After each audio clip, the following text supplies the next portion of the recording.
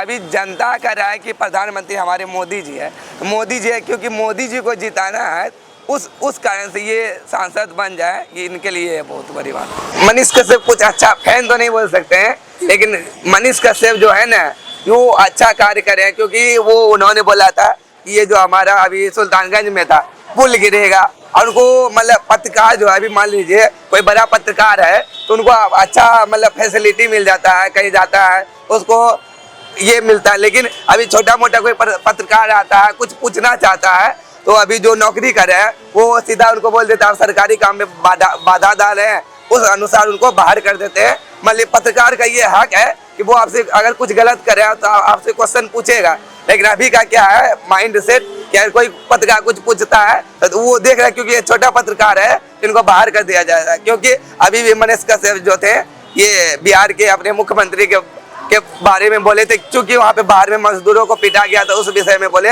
उनके ऊपर एनएसए लगाएगा। एनएसए क्या था?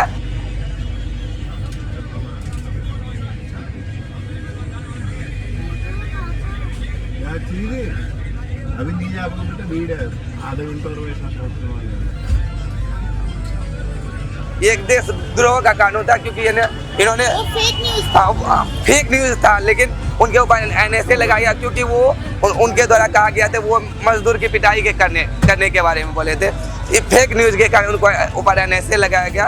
और गलती थी मनीष कश्यप की गलती नहीं थी मैम, उन्होंने फेक न्यूज फैलाया था, मतलब वो कुछ था मतलब ये थोड़ा बहुत, लेकिन उसमें करने से तो अफरा तफरी मच गई थी ना। मतलब वो एनएसए जो था ना मैम, मान लीजिए उन्होंने एक गलती की तो उसके अनुसार वो एनएसए नहीं लगाई जा सकती थी ना, क्योंकि वो तो ये क्या बोलते हैं ये देशद्रोह का कानून है। मीडिया है तो मीडिया में तो थोड़ा बहुत इधर उधर की बातें होती ही रहती है, कुछ सच है। एनएसए नहीं लगाना चाहिए था। अभी भी हमारे मनीष कश्यप जी हैं, ये अपने पूर्वी चंपारण से चुनाव लड़े सांसद का। क्या कहना चाहेंगे, कैसा लगता है? ये सम्मान एक गरीब परिवार के लड़के को जो है वो बीजेपी ही दे सकता है, दूसरी पार्टी नहीं दे सकती है।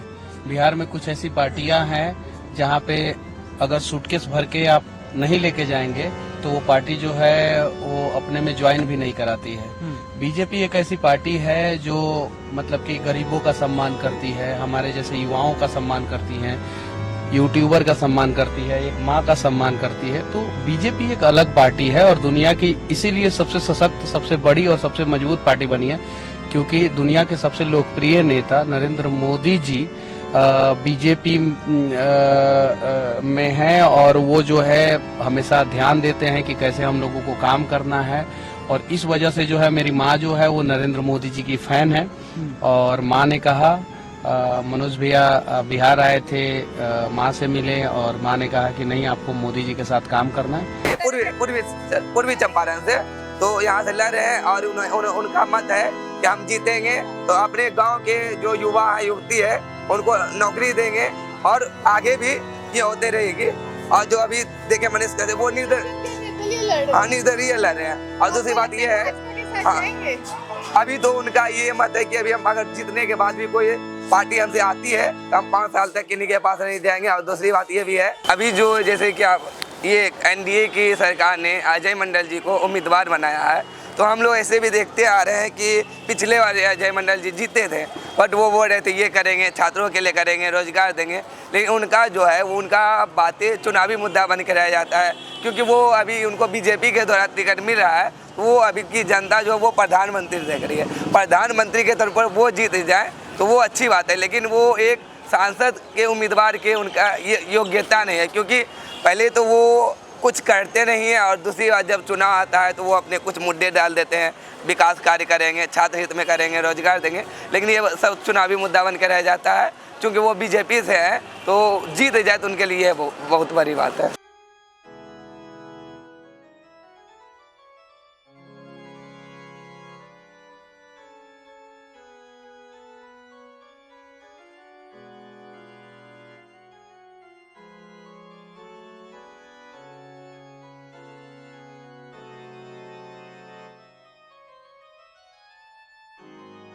लेकिन आप छात्र हैं तो आप बता सकते हैं यहाँ पे बिहार के छात्रों के लिए सबसे बड़ा अभी मुद्दा क्या है? तो बिहार का जो अभी मान लीजिए स्टूडेंट है, युवा है, वो दूसरे राज्य में मतलब नौकरी करने क्यों जा रहे हैं? क्योंकि बिहार में अपना कोई कंपनी नहीं है, रोजगार नहीं है, तभी तो वो दूसरे राज्य में जाए। मान लिया अभी जैसे चुनाव के बारे में, तो कोई भी सांसद जीतता है या मुख्यमंत्री अपने नीतीश कुमार जी, तो वो अगर जीतने के बाद बिहार में 2-4 कंपनी खड़ा कर दे, तो बिहार का युवा जो पढ़ के मतलब मान लीजिए BA MA करके वो 7-8 हज़ार का नौकरी करने जा रहा है, और उसको बिहार में अच्छा नौकरी मिल जाए तो वो दूसरे जगह क्यों जाओ। शिक्षा व्यवस्था की बात करें तो ऐसा है कि अभी हमारे मतलब जो युवा हैं वो पढ़ लेते हैं, उनको सही से नौकरी नहीं मिल रहा, नौकरी है ही नहीं सही से। पढ़ाई कैसी है अभी यहाँ पे? पढ़ाई में जैसा कि अभी भी हमने पीछे भी कहा कि मतलब नया कोर्स आ रहा है, लेकिन आप कोर्स दे रहे हैं उस अनुसार शिक्षक रहेगा तभी तो पढ़ाई होगा ना। तो अभी भी CBSE सिस्टम के अनुसार अभी TMU में आया है कि मतलब 4 साल का BA कोर्स होगा।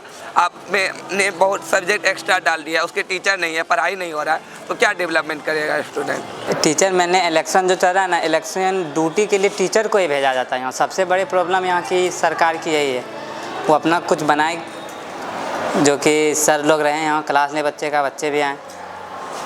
सभी को पता है कि ये TMU है, यहाँ पे आपका रिजल्ट निकलता है, आपको मार्कशीट नहीं मिलता है, और उसके बाद दूसरा एडमिशन होने लगता है, कोर्स होने लगता है।